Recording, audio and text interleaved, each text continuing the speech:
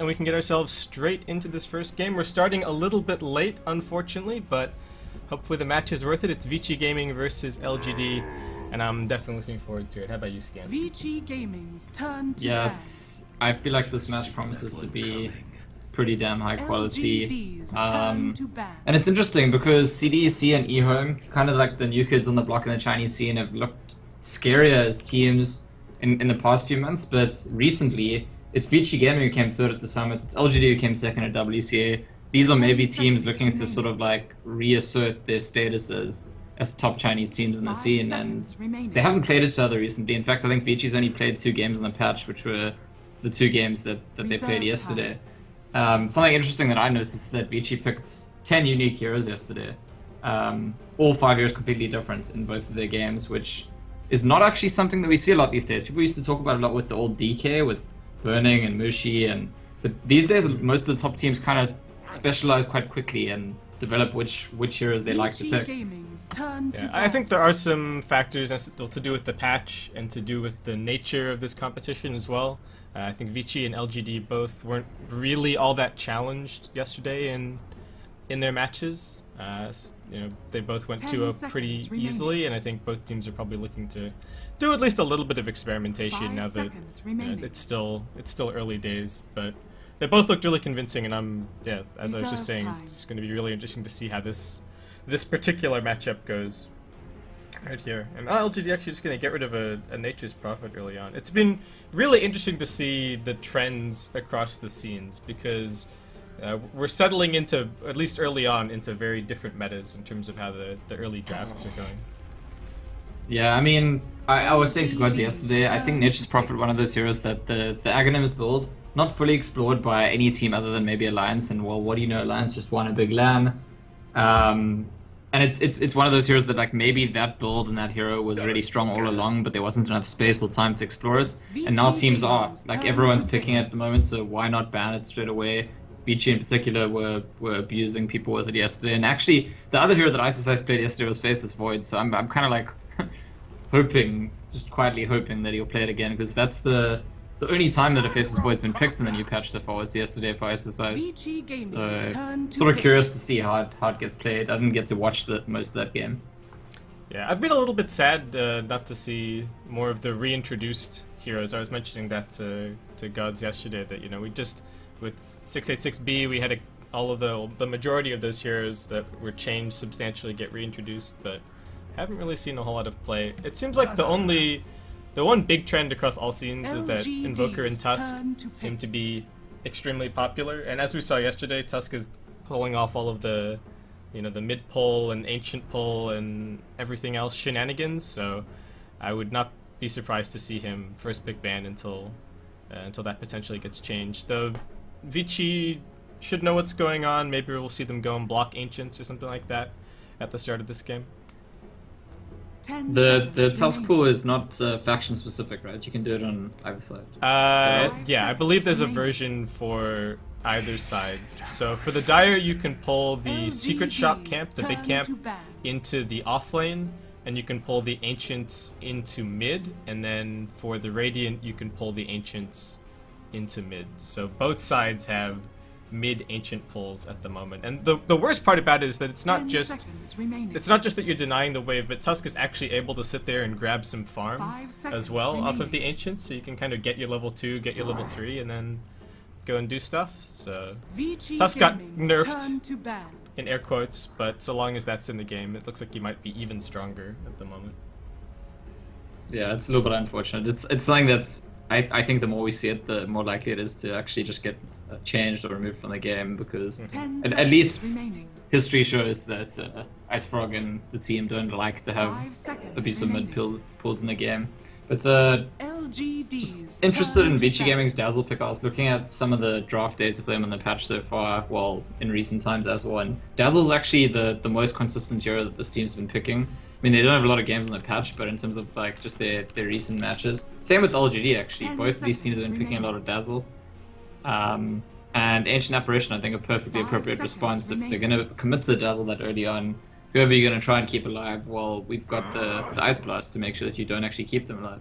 Vici Gaming's turn Yeah, to me, the AA versus Dazzle is always a little bit interesting because the obvious factor is that the Ice Blast is a little bit annoying to play against if you're a character with heals, but just the nature of having Dazzle in your lineup, meaning that you can get through a team fight and then just top everybody off to keep on pushing, makes AA a little bit less threatening in some senses in that way. You don't get chipped away at by the Ice Blast. Reserve time. So I do think it's still a great pickup here for LGD. I'd be interested to see what else they go in for. I think Vici Gaming yesterday played an AA Zeus draft, which is pretty strong. I think Zeus is also really good against Dazzle, just being able to pop ulti after the Grave wears off, and also surprisingly decent against Gyrocopter. When you look at Gyro, he's not all that tanky when it comes down to it, and a hero like Zeus forces him into an early BKB, which kind of hampers him for the rest of the game. So maybe LGD have it up their sleeve. I guess we'll have to see what they've got in mind. Well, LGD definitely have somewhat uncharacteristically been playing fairly aggressively recently. Definitely something notable about their WCA tournaments. It's certainly not the first time this team's ever been aggressive, and I think a lot of people incorrectly judge that to be the case.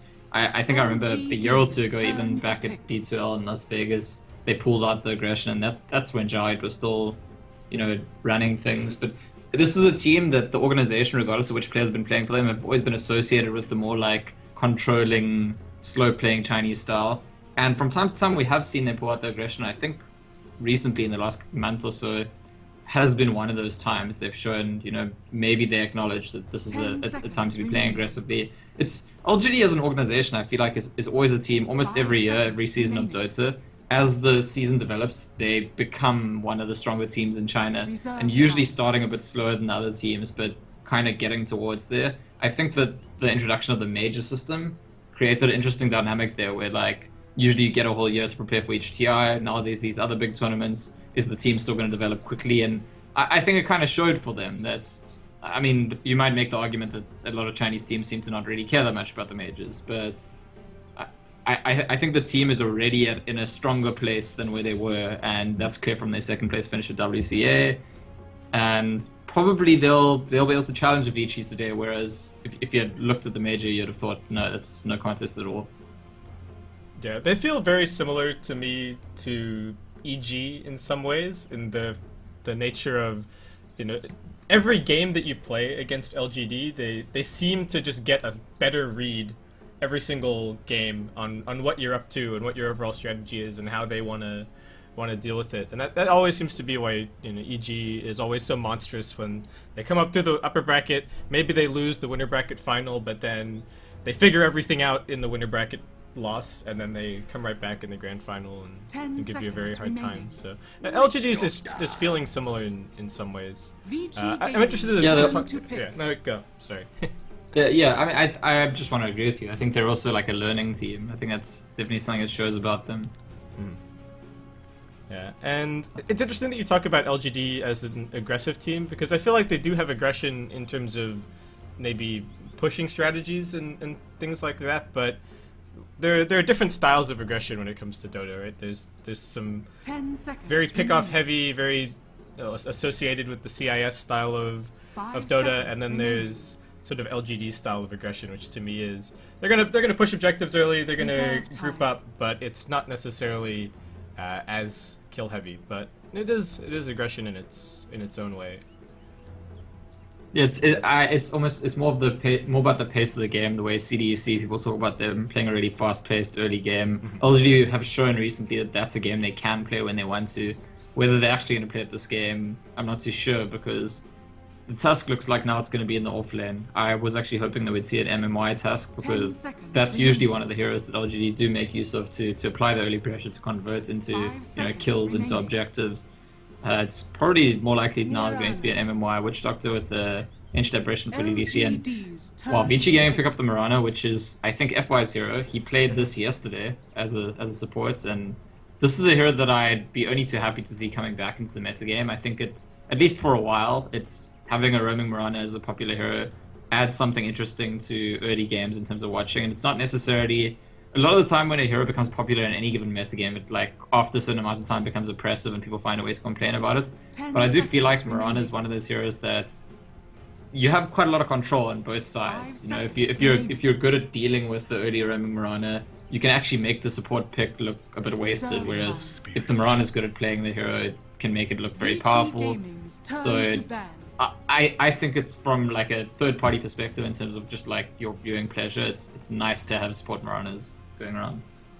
Yeah, provide some action. I'm just glad to see the hero. Honestly, I feel like it's been in the trash can for such a long time. So hopefully we could start to see it a little bit more here and there. I think yesterday they ran a Bane Mirana, so they did have the full combo. Looks like this time around maybe not going to have quite the same degree of setup, but could just still have room to grab something in their mid lane that might make it a little bit easier to set up those. Yeah, they had a Dragon Knight and a Faceless Void as well, so there was quite a lot of setup. I mean, I guess Clockwork Cog could set up as well, but it's not. I mean, if you go back a bit, if you go back about a year, it wasn't unheard of for MMY and for Churn and for FY to just be playing roaming Miranas all the time without any setup. So, and looks like that's what's going to be the case today. Interesting Storm Spirit to finish off the draft. They're probably a direct response to the Ember Spirit pick. We did see, was it CCY playing Storm yesterday? It didn't actually go so well for him in the end. Had a really good start to the game, and then just like, they even got upset actually by CDEC Youth. Yeah, it's. I think I have to agree with you that it does seem like it's just a response to the Ember. I mean, if you look at their lineup up until the Storm Spirit, they didn't really have any lockdown for him whatsoever. So it definitely looked like a game where the Ember could get a little bit out of control, and a really good pickup from LGD from that perspective. Both teams have chewed through so much of their reserve time. This has actually been a pretty considered draft, and now we're going to see the Morphling come out as the final grab. All right. I have not seen a whole lot of this hero recently. It feels like he's been out of the meta for a very long time, and especially not as a carry, and things are going at the moment.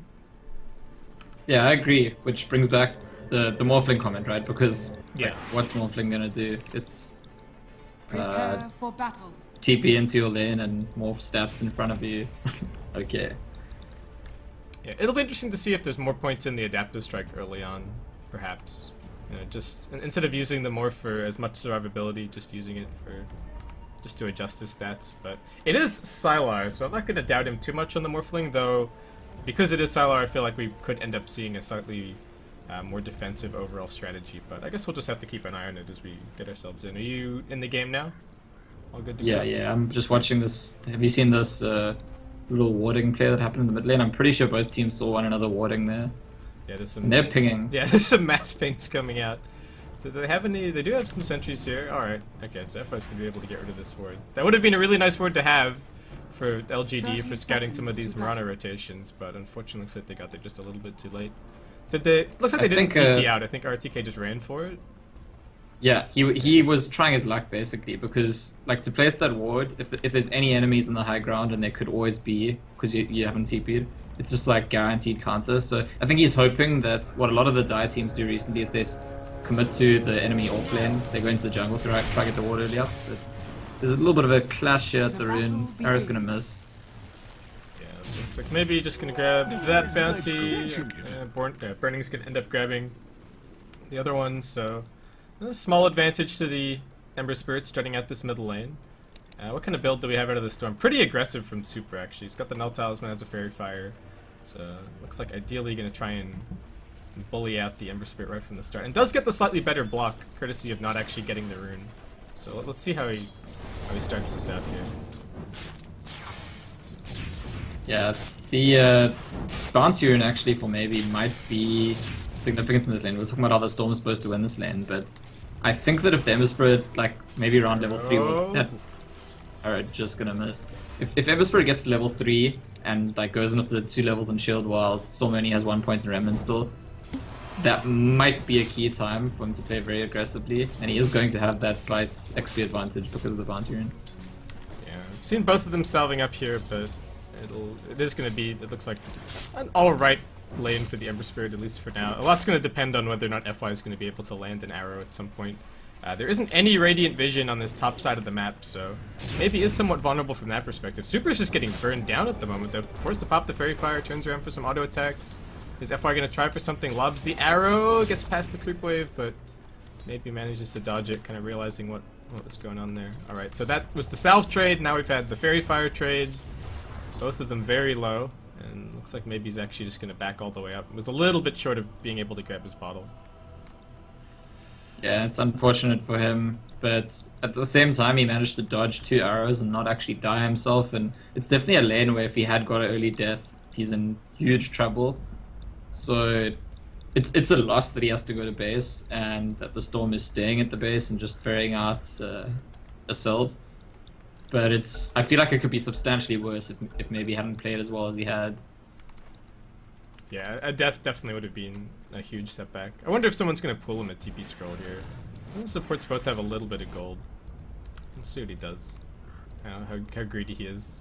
FY just going to set up, get ready on the mid lane, going to try for another arrow pretty much immediately, it looks like. He's got these new super buff clarities to keep the arrow spam going, so that's always going to be nice. Interestingly enough, RTK is getting very little in the offlane. Pointing the poison touch from the Dazzle and some really good lane control from Burning is actually kind of keeping RTK down. He's going to have his level 2 before too long, but... Well, FY tries another arrow at RTK, doesn't hit again. So far 0 out of 3, but the thing about roaming run is like it's not about how many you attempt or how many you miss, it's just like when you hit them. Like, what time do you hit them? Who do you hit them on? Or do you convert them into kills? And if you were to, you know, shoot 5 or 6 and only hit 1, but it's an important kill, that's like absolute good value out of the pick. Yeah, I'm really surprised to see that RTK hasn't gone for any shenanigans at all with the Tusk so far. Like, I don't even know if he tried to block any creeps on the offlane or anything like that. We've definitely, or at least from looking at Ice's experience, it seems like he may have been manipulating the offlane position a little bit just to help him out, because he's already managed to grab his level 3 and he's in the substantially more difficult lane. It's a full range tri lane, but is doing much better than RTK experience wise. There's a full level on him right now. Yeah, I wonder whether RTK was maybe spending some time early on looking around the map. You always got a question when it's the captain if like he's like saying, hey, maybe watch out for the arrow, like, and not really thinking about how to manipulate his own lane. Well, nice part of the smoke. He's got that level 2. He's got the snowball, and he and MMY might be looking for. Maybe they expect actually an attempt on the Ember Spirit. I wonder if maybe lets himself get arrowed here just to like set up for them to bait the Storm in. Yeah, keep an eye out. They were definitely waiting for the Ember's shield to cool down. They're going to come in. Arrow flies. Will it actually connect? Nope. Sails right through the middle of 3. There's going to be a grave, but Super unfortunately does not have his ultimate just yet. However, they get the turnaround. First blood for Fenrir. A few more auto attacks coming in. FY gets the second kill. MMY manages to limp away, but that was great for Vici Gaming, managing to turn that one around. Both teams were anticipating something mid. Yeah, I think the issue really is that RTK was just off the map far too long, and so Vici had to know, like, okay, something's happening.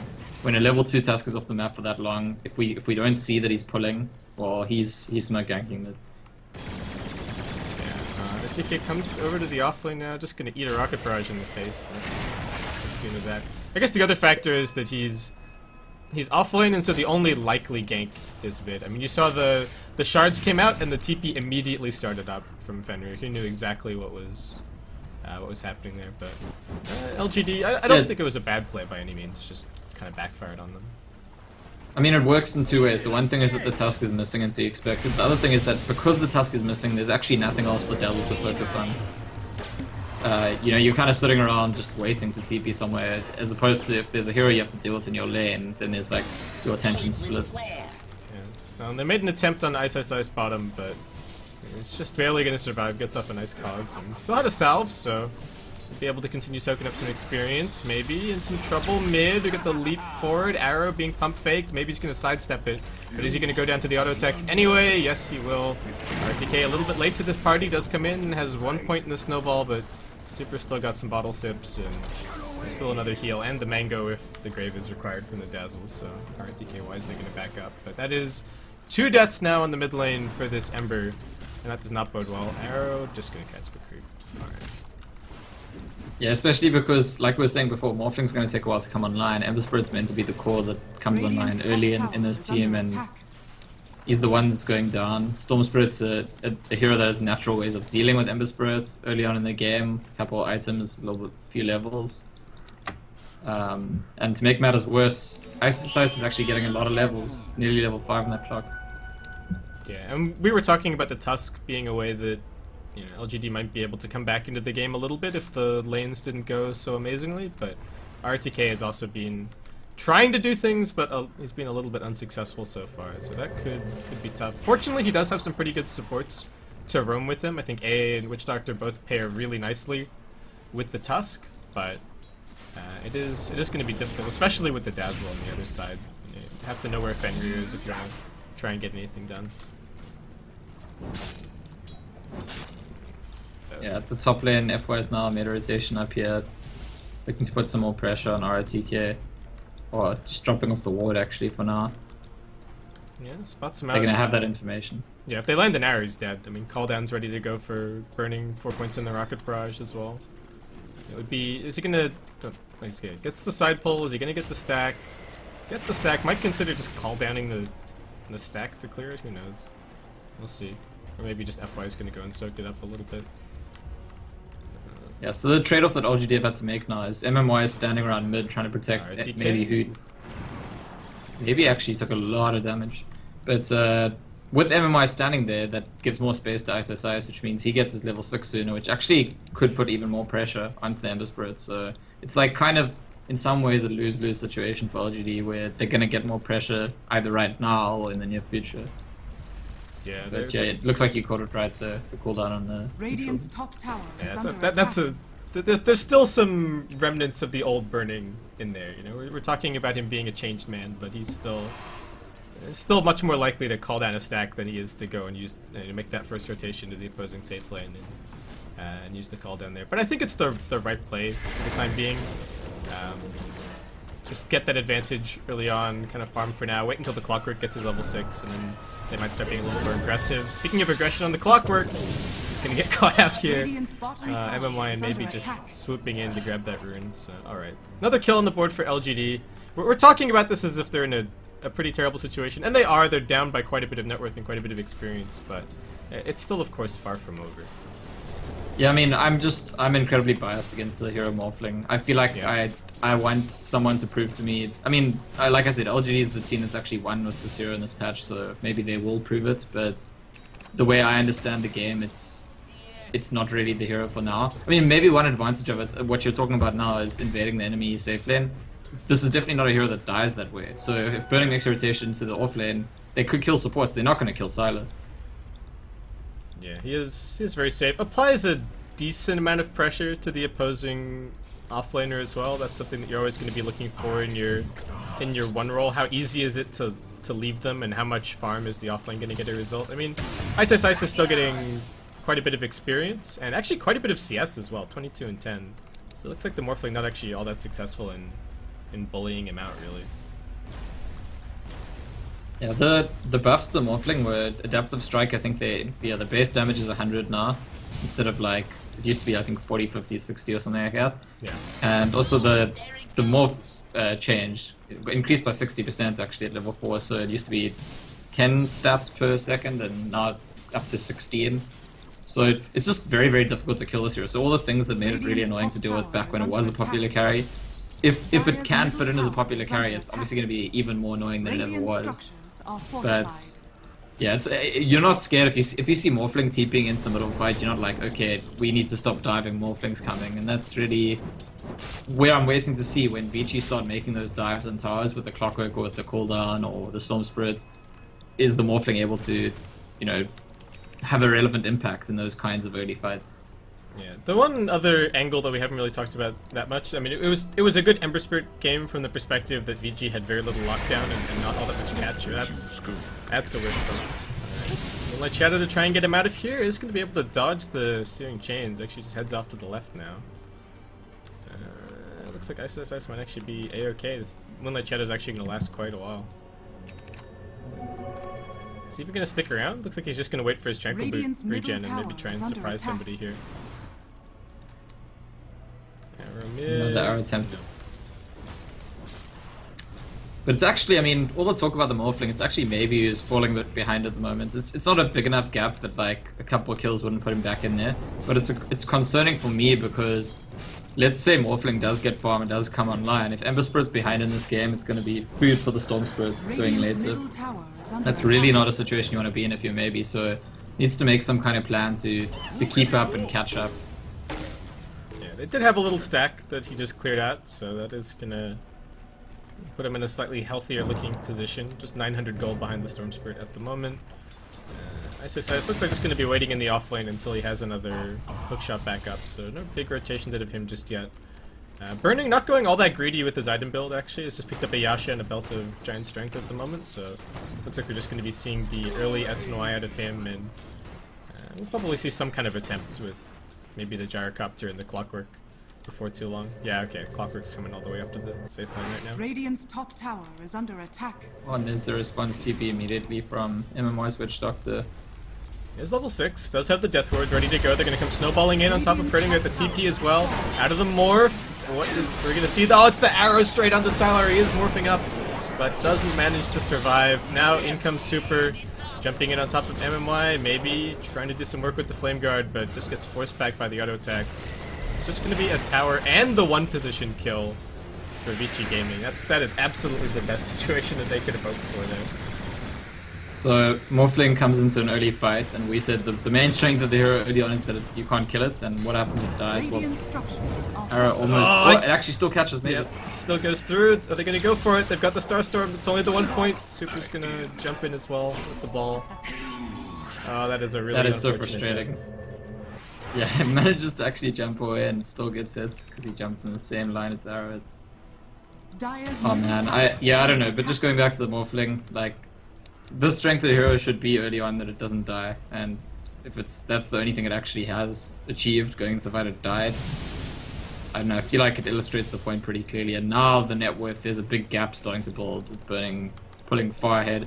I mean, the one disadvantage, we were talking about when these early fights are going to start happening, and the one disadvantage for Vici is because their supports are Mirana and Dazzle, it's always going to be with the core rotations. They're not going to really... Enemy jungle is actually Ice. Looks like he's in trouble against Navy. But it's not like Mirana or Dazzle on their own with one core is going to set up a team fight. Mirana hitting an arrow with the Storm or the Clock or the Gyro could set up a pick off. But as like a dive or a full on skirmish, it's going to be core rotations always for Vici Gaming, which at least gives LGD the heads up. Get a little bit more information that way. That fight could have actually been so good on top lane if Sylar had just gotten the waveform off. I think they, even if he dies afterwards, at least they kill Burning. If he manages to nuke everybody, but I guess there was still the I think Dazzle still pretty much had everything in reserve as well, so Burning probably feeling pretty confident out of that. And LGD... I don't know what kind of plays they could make. I guess they need some kind of Tusk gank with the Witch Doctor Death Ward to find a pick off somewhere, but it feels like at this point Vici might even just be able to start 5-manning really heavily, take these tier 1 towers, and then item advantage is going to be pretty huge. Yeah, I basically think LGD needs to do something to change the dynamic of the game before Super gets his Orchid, because if the game keeps taking the path it's taking, Storm's going to have Orchid in the next couple of minutes, probably 5 minutes or so. Because they're going to kill a tower, he's going to get a lot of farm, they might get a couple of kills. And once he's got the Orchid, if the game is how it is, it's difficult to come back. Oh, they flare scat too, they're going to jump in with the hook and the ball lightning call, then getting dropped on top. RTK won't be able to get off the snowball. Sylar joining this fight. Ice Blast is flying in, will connect nicely on 2, waveform through, onto FY, but he's able to jump away. Chain's not going to connect on too many. Burning just flacking off the towers. Super jumping a little bit further forward. Looking for this kill, and maybe Rocket Flare's going to catch. Maybe forced to jump once again with the Remnant, and they just Rocket Barrage down Sylar. Did not have a Remnant. Didn't have his ultimate up, it looks like. Yeah, Replicate just... Yeah, and the arrow caught him yet again. It seems like FY, who's actually missed a significant number of arrows this game, doesn't miss any when he's aiming at the Morphling, and it's actually the most important hero for him to be hitting with these arrows. That's 2 huge fights now for Vici. I guess the top one wasn't huge. It was just the Morphling death, but then they got the follow-up. FY jumps in, arrow connects. He's only got the 1 point in the Starstorm here, so it's not a crazy amount of damage on VDC, but Jeremy's just around the corner. It's actually just going to be Fenrir who finishes up the kill. Snowball coming out. RTK is the only one inside of that one. It's right into the battery assault. Hookshot's on cooldown for the time being. And looks like the rest of VG not interested in trying to find that kill. So just going to be one more, but early game continues to spiral out of control if you're LGD. Yeah, and Super's now something like, what, 1,000 gold? But less than 1,000 gold away from his Orchid. And I do feel like as much as the Storm's been nerfed, if you're an item ahead, and especially if that item's the Orchid and you're against heroes like Amber Spirits and Morphling, that's when the pressure becomes insurmountable. That's what I feel like. Yeah, no one's going to be able to go anywhere safely. And they don't have the best defensive supports either to be able to sit behind somebody and keep them safe from the Storm. I mean, it's just the cast bounce pretty much, so it's tough. Oh, we got a Clockwork Blade Mail now. Gyro's gone back for an HOTD. Already has the creep in position, ready to stack up some Ancients, and already has a little Ancient stack going. So this economic advantage is only going to get worse, and LGD just going to group up a bunch of heroes on the mid lane right now. They don't really have anything for vision. They see Burning over in the opposing jungle, but they're just anticipating that this push is going to happen on the tier 1 tower. And I think they're kind of telling themselves that this time around they want to have everybody in position before the tower drops, because that's been the problem for both top and bottom lanes, is that they had 2 heroes or 3 heroes there ready to fight, and then either those heroes died immediately or the people who were forced to TP in died. So VG have always really had the position advantage on these pushes, but LGD going to try and turn things around, at least for this tier 1 mid. Well, they're going to try and super, but he sees it coming, double rolls away, and that's going to be fine. Now they turn things around on RTK, and he's almost certainly going to go down. Auto-attack to death. Looks like Clockwork is going to get caught by the cold feet. Yeah, got the coconut bouncing around a little bit, but VG is still going to be just fine. Super, still a little bit of mana in reserve. Sylar still just farming up his Lincoln Sphere at the moment. But VG now going to be able to start moving in onto this tower. Calldown's still ready to go. Storm doesn't have all that much mana right now, so it does have to be a little bit cautious, but it looks like VG feeling confident just to muscle through this. Radiant structures are it's an uncomfortable dynamic for LGD because, like you said, they had been jumping in again. Actually, the Ember Spirits. There's another Ice Blast. Fender might be in a little bit of trouble. Is going to be forced to grave himself up. Still alive for the time being. Clockwork runs in with the Blade Mail active. They're doing good damage to Sylar. Will be forced to jump away. No, sticks around. Gets off one more wave. Burning, dying to this Death Ward. Huge damage coming out of the Witch Doctor. And it is going to end up being a 3-for-2 trade so far. FY gets stunned up. Does still have the Leap, the Arrow, and the Starstorm all available. Leaps forward now, but Sylar's still on top of him. Manages to snag the bounty. We do have another nuke coming out. Gets hit by the Adaptive Strike. Maybe a Remnant coming back off cooldown in just a second. Is going to jump around. But Sylar with the wave finishes it off. So that's a 4-for-2. Good grab. A really good catch out of the Ember to keep everybody underneath the tower, and then managed to follow it up. So it looks like having everybody as 5 ready to fight was the solution for LGD. They killed Dazzle first. I feel like the significant thing is that once Dazzle's dead, then all of a sudden the team's gotten used to playing in a way that depends on Dazzle keeping them alive, and Dazzle wasn't there anymore. Because the initial aggression actually didn't work, right? They were all there and they went in on the Storm. Actually, the Tusk dies. Which is what I wanted to comment before, is like an uncomfortable dynamic for LGD where, exactly like you said, if they come in late to the fights, it's not going to work out, so they need to be there early. But if Vici Gaming decide, okay, we're just going to split and farm while they're doing that, you can't, you're just losing value. And so I felt, ROTK felt like, okay, I need to make a play to justify that we're all standing around here. That doesn't work out, but afterwards Vici Gaming get a bit too confident, I think, and I think it's really good of Maybe to recognize that there's an opportunity for them to actually burst down the... It seems like Maybe's probably the one making the call there. Maybe it isn't. Maybe it's just the DDC of the Ice Blast. Once the Dazzle's down, it's kind of like, it should be anyway, panic stations for Vici Gaming in any fight.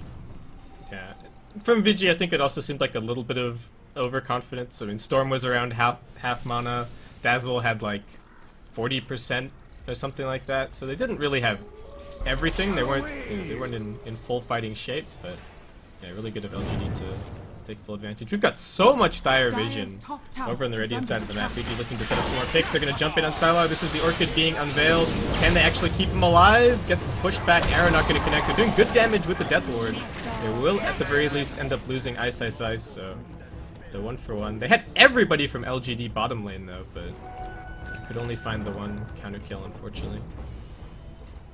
Yeah, it's a good point you make about the mid fight, actually, about the Storm having low mana, and that's also like related to the nerfs that the hero's gotten recently, because you expend mana a lot more quickly early on, and where in the past you might have been able to use a certain amount of mana to zip around, jump in a fight, and then like next fight also be ready.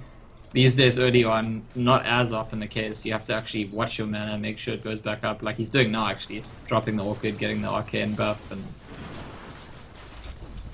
he'll be okay for the next fight now. Yeah, I think if he'd been able to find the Witch Doctor on that mid fight, then probably would have gone very differently, because we had... It seemed like almost a full Death Ward channel on mid that was really important to winning that one. But Vici just gonna step back a little bit, take some more farm. Super, I think, feeling very confident with his Orchid. Maybe still just buying up small items for the time being. Has been able to tank up a little bit. I don't know if that's gonna save him in the face of the Storm Spirit, but still needs to find whatever items that he can. Dire's top tower is under attack. And the Linken's is almost complete as well on the Oh, morning. So 5-second arrow at bot lane. I don't think Super can go there on his own. Dire's structures are fortified. Radiant's middle tower is under attack. It's now that Dazzle's finished Glimmer Cape, it's not nearly as likely they're going to burst down Dazzle at the start of the fight, which is a big boost for Vici Gaming. And actually putting the Glimmer Cape and the Mirana ulti together, I feel like a lot starts to turn on LGD having reveal. If they don't have reveal in a fight, they almost automatically just lose it. Or they catch up Super in the top lane. That will be a pickle. But they failed to try to do in the mid lane. Yeah, that was really good. I think they even kind of anticipated the rotation out of him, because they had 3 people grouped up before he even TP'd top, and then as soon as they saw the TP coming in to defend the tower, you know, Super's telling himself, I'm going to put pressure on this Ember, I'm going to force him back. And they immediately run up there and grab that kill. So. Another really nice grab. LGD making all the right kind of moves to slowly but surely get themselves back to this game. I mean, they've managed to level off the net worth and the experience deficit at least somewhat. And Morphling is going to start farming more quickly, and is going to feel more confident once he has this Linken Sphere up. So he's going to be able to go for some of the more dangerous farm, which is definitely going to help. But burning is colossal right now, and that's going to be an issue. Yeah, it's what exactly deals with them once he finishes BKB. It feels like that's the timing Vici's waiting for. I think if Dire Cup has BKB, they could just force the rush. They could just go for objectives, because even if Dazzle's not protecting him, it's just like, what do you actually do? Do you just like War's Punch and Death Ward for damage? This is like your best plans to deal with the BKB Gyro this early in the game. Yeah, he's going to be the literal B-God for the next little bit after he finishes up this BKB. Where do you think the Morphling goes from here? So he's completed the Linken Sphere. Are we just going to see Manta, full split push, right-click kind of style, or do you think this is potentially an Ethereal Blade game? It seems like a decent E-Blade game for shotgunning the Mirana and the Dazzle, potentially, but yeah, I think it's going to take a little while to farm. The E-Blade is the build that I've seen more recently. It's the build that I think it was CTY went for yesterday. And actually building into Blink off that, it was Linken's Ethereal Blade and Blink, but I don't know. Silo will probably be a better judge of what he needs if he needs to be fighting or nuking, and the concern is if you go that nuking build, you still have no answer to the Gyrocopter. Yeah, the only thing's going to be hopefully waiting out the BKB somehow and just relying on your split push to drag the game out. But had the Moonlight Shadow popped, Vici got a little bit of scouting information, but unfortunately the one here that Ice ran into was just the morph, so won't be able to go for that kill. But VG still exerting their strength all over the map. Still have some really good wards around the place. This one's just about to fade, actually. Have managed to put one up over in the high ground here by the top tier 2. And RTK is actually blocked in by the replica at the moment. Alright, so I was going to let him out there. Okay. But, yeah, VG, like we were saying, they just got the BKB and looks like they're just going to go. Radiant's middle tower is under attack. Yeah, it's all a positional thing now. I mean, for LGD to get an advantage, it depends on them somehow, like, killing Burning's allies without having to die to Burning, which is a difficult thing to do against Gyrocopter because it's kind of everywhere. It's got the AoE, it's got the move speed, it's got the flak, so I don't know. The smoke from Vici, it looks like they want to start the pick off. Yeah, Check in on Sylar. Is he going to be tanky enough to survive through this? They do manage to force staff him back a little bit further. Continues to morph up, burning in the midst of everything here. Is he going to be able to get off the BKB? Does after the Ice Blast. They've already lost Ice, and the Death Ward is bouncing through. Super and Burning both very low. Storm hanging onto the last little bit of his mana. Maybe he's going to give chase, popping the Drum Charge. Burning also running away. Looks like he might be alright. RTK does have a snowball in a couple of seconds. Comes a little bit further forward. Has the Ice Shards now as well. One more Remnant out of maybe. Looking to come in, and looks like they will actually be able to bring down Burning one more Sleight of Fist to finish it up. Unfortunately, wasn't able to regroup with his team, and now FY might be in a bit of trouble. Gets hit by the Adaptive Strike, and that's a long duration stun after Sylar morphed up all of that strength. Gets the leap away, but looks like he might just end up dropping Mules to buy some more time, but that is 3 kills for LGD. Yeah, and that's the 16th strength per second. I mean, coming in really big. That's the buff to Morphling. Actually, like, making a clear difference, because they commit a lot to try and start with bursting down the Morphling. They just don't kill it. And if it was any other hero, they'd definitely make the kill in that situation with the amount of disable and silence that they had. But yeah, so playing into the strengths of the Morphling, and I doubt we'll see them doing that again this game. Yeah. So they, correct me if I'm wrong, but I think they used the Orchid to pop the Lincoln so that they could get the pull. So unfortunately, didn't have the. Yeah, couldn't immediately lock him down. I think it was. Yeah. I mean, he was morphing, right? So obviously. Yeah. I guess it's tough. They don't really have any other ways to pop it. I guess Mirana could have leapt in and Yulesed, but that seems a little bit tenuous. So good fight for LGD. They're gonna close the kill score a little bit, 12 to 14. Gonna bring the net worth right back as well. Only about a 2k deficit right now, about 2.5k experience. And we've got the Manta style up now, and maybe so both Sylar and maybe are gonna start feeling way more confident in terms of their split push, which is going to be difficult for VG to deal with. They've got the Clockwork, but he is not going to stop Morphling or Ember Spirit split pushing, really. Yeah, I mean, it's actually kind of interesting, because we were talking about how it's not easy for LGD to deal with the Gyrocopter. It's not really that easy for VG to deal with the Morphling either, and I would argue that the Gyro needs to be dealt with more than the Morphling, but if VG are going to, like, decide to try and all go on the Morphling, then they're making the fight about the Morphling and not about the Gyrocopter, and I think that's where they lose out there. I think if they're not focusing on the Morphling, it's not like the Morphling would be threatening them that much in that fight. You know, they could probably quite comfortably ignore us and focus on other heroes. Whereas for Burning's Gyrocopter, it's not really the case. If LGD get into like a fair 5v5 fight, they have to deal with Burning's Gyrocopter. Yeah, I think it's also. I think. No, go, sorry. Yeah, I was just gonna. I basically just think that Vici Gaming, if they approach the fight slightly differently, they're still at a bit of an advantage.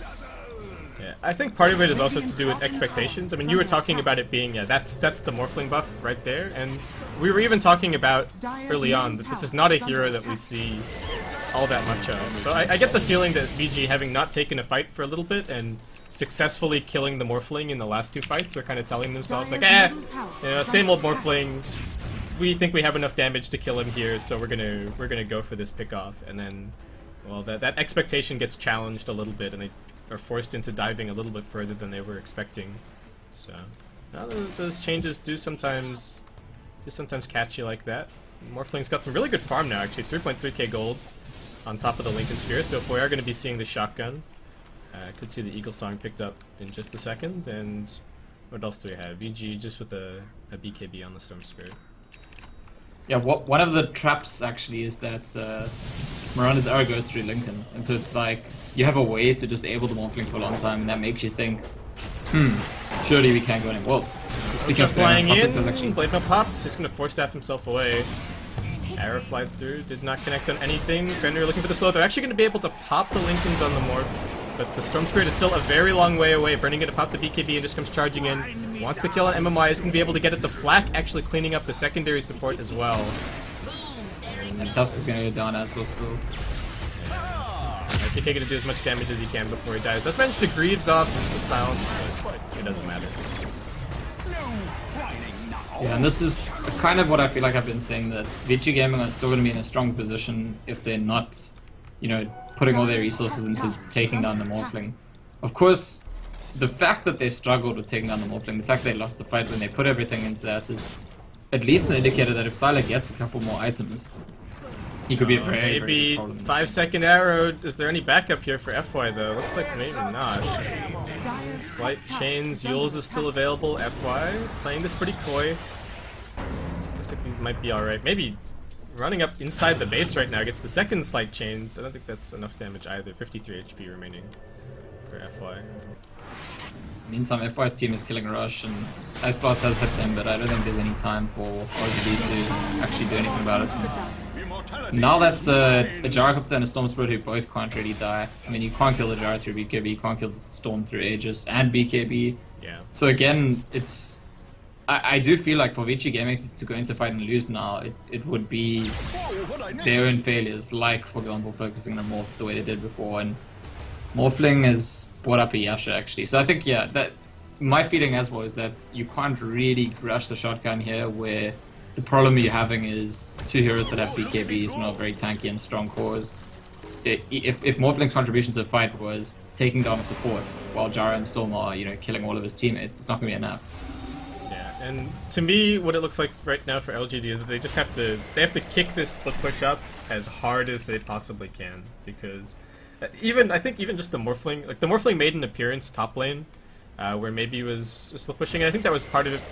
Part of it was that he just got arrowed, and the Morphling wanted to provide some backup. But not only did they lose the Roche, but they also lost their position on the map. I mean, bottom lane's being pushed in right now, top lane's all right, but the momentum is definitely in the Dire's favor, and they have to try and wait out this Aegis as best they can, because like you said, they cannot fight into the Aegis BKB Storm Spirit right now.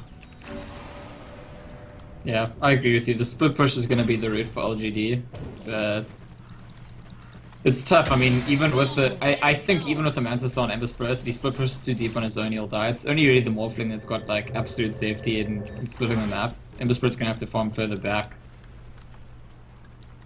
Actually trying to make a kill here on Ice. Unfortunately, Ice Blast is a little bit off. Got the Moonlight Shadow, got the Glimmer. How's the anti-invis looking on the LGD side? It's always the worst thing when you did. It only ever happens once, really, in any professional game, but you just straight up lose a team fight because of Moonlight Shadow, and that can just be the game. But they do have some dust on RTK and some sentries on DDC, so they are prepared for the Glimmer Cape and Run ulti. And Burning's actually built himself a Skadi, so it's pure stats build. I mean, he could have built easily like an MKB or Butterfly, but just tanking it up, and why not, right? Because, as we said, it's near impossible for him to deal with him, for him to take him down. Like, the two times we've seen him go down in this game, one is early on when his Dazzle was dead, couldn't protect him. And the other one was later on when they kind of overextended into trying to kill the Morphling and weren't able to do it. If I feel like it's in Vici's hands. If they're grouped up, if they're forcing an objective, if they walk into a fight, if they approach things appropriately, Gyrocopter is not going to die. Simple as that. Yeah, it also gives him, I think, way more flexibility with his BKB. He's just got so much HP that it's going to be way harder, either way harder to burst him down in the duration of a stun, for example, or he can be way more selective with how he uses it. So we may even see Burning still with a decent number of BKB charges, or a decent BKB duration after the next couple of fights, just because they're not going to be able to put that much pressure on him with this much HP. They're putting some decent pressure on the map. Sylar doing a bit of split pushing right now. Looks like maybe he's just kind of farming up the jungle. But VG are just so confident. They're pushing lanes by themselves, Clockwork's pushing out mid lane, and actually all three waves pushing in the Radiant direction right now, so that's not good. I'm liking it. The interesting position Vici finding himself in is that, I mean, I would say that LGD have inevitability on their side in this game. So Vici just needs to be careful about, like, they know they're strong, they know that it's very difficult for them to lose a fight, but if they, take the wrong fight or force the high ground in an inappropriate position or make the mistake like focusing them off when they can't kill him again, losing one big fight, Vici are probably behind, I think. Morphling and Ember definitely, I think, going very late, just outscale Storm Spirit and Gyrocopter, and the support costs definitely do as well. The support Moran is going to become less and less relevant as the game goes. The Dazzle, sure, you can save people, but Witch Doctor and A have crazy damage output. Tusk utility is going to match, if not do better than Clocks as it goes later. So Vici just needs to be careful not to throw the control that they do have. It is their control, But if there's anything we learned from the previous 6.85 patch, that 1 or 2 big fight losses can dramatically shift the dynamic of the game. Yeah, and the LGD high ground is actually very difficult to break this game. Against AA, the Ember has his Battle Fury now, so have pretty good ways to clear out the wave, keep things spammed, and keep the Morphling split push going at the same time. Do have to commend VG on the fact that they've still got all of these towers up. I mean, they've still got a tier 1 tower on the safe lane. They have... I think the other thing is that they've stopped LGD from having any vision. I don't know when FI picked up this gem, but I do really like the gem purchase, just because it means that there's no split pushing wards over on the other side of the map, and that does mean that, you know, maybe Sylar doesn't go one wave as far when he's pushing, or backs up just that little bit earlier. He is TPing into towards the bottom lane at the moment, so looks like LGD are somewhat keen to do something here. The Aegis has faded, so that's the one advantage that they do have going for them. Yeah, it is interesting, because I would have also thought, like, oh, they just want to split, they're accepting that they lose the tower, but maybe LGD recognizing that if they don't put up any kind of fights, you know, sooner or later they shut out of the map completely. There's that gem, they lose all their towers, so even if this tower's going to go down, I think it's more about, like, the dynamic of the game, trying to show that they're not just going to be walked over. This is such a god-awful choke point for LGD to fight in, though. I think that's the biggest issue that I see for them. This is exactly where Gyrocopter wants to be fighting. And even the Clockwork, if he manages to split the fight down the middle of the cogs, that could be huge. RTK gets jumped on here. Will he be able to survive? Call down coming in. Looks like it's going to connect onto everybody. They want to burst RTK. Doesn't get the snowball off. It's like no non-BKB target. Silence. Onto maybe. Jumps backward. Jumps forward. Makes it up onto the high ground. So VG only going to get the Tusk pick off there. And maybe just going to back themselves up. Yeah, and the problem is if LGD made a rotation into that lane to try and, like, say, hey, we're not going to give it up without a fight, it ends up not working out for them, because that's time that their cores could have been farming other lanes. They weren't. They lose the tower anyway, they lose the hero anyway, and Vici are going to be absolutely fine with that, because there's no opportunity cost. Whereas if, you know, if there's split pushing going on, Vici might be thinking twice next time they push. Each time we do this, there's another item on Ember or Morphling. But if LGD is going to face them off, then I think Vici will be only too happy to move into those positions. Of course, the high ground is not going to change the dynamic, and maybe we see Vici wait for another Aegis. But if they could find a place to get into that kind of standoff away from the high ground, I think Vici definitely go for it still.